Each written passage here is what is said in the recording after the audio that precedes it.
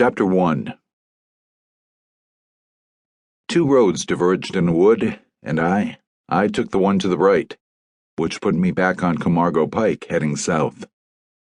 I'd been driving through Indian Hill for better than 10 minutes, trying to find a little side street called Woodbine Lane. The woman who'd phoned me early that snowy Sunday morning had said to watch for an antique shop on the left-hand side of Camargo.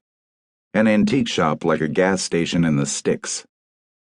With the snow blowing and the tires skating along the frozen blacktop, I'd had trouble staying on the road, much less finding our antique shop.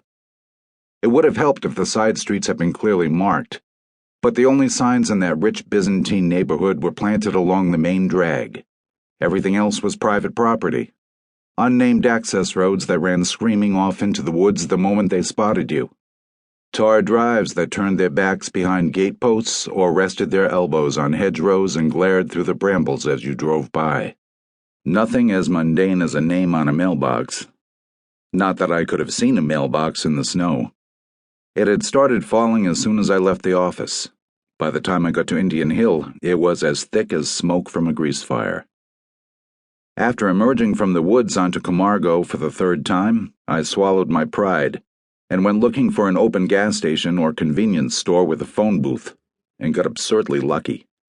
6 miles down the pike, almost at the corporation limit, I spotted a gabled building that looked like a converted residence. If there was a sign saying antiques in one of its windows, the snow had covered it up. But there was a parking lot in front and an access road to its left. I took a chance and turned left onto the unmarked road. A half-mile farther on an estate house squatted in a grove of pine trees. English-style country home, all mullioned windows and snow-dappled slate, big-eyed and brindled as a cow. I pulled up in a drive to the right of the house, parked the rusty Pinto beside a new Mercedes with a physician's plate, and sat there for a moment listening to the wind howl and wondering whether I had the right address, or whether the folks inside were already on the phone to the Indian Hill cops. The lady who called that morning had said her name was Pearson. Louise Pearson. She hadn't mentioned that she or her husband was a doctor. As I sat there brooding, a tall woman in a dark blue Icelandic sweater and khaki slacks stepped out the front door of the house. She peered at me for a moment through the blowing snow, hugging her arms to her breasts against the cold.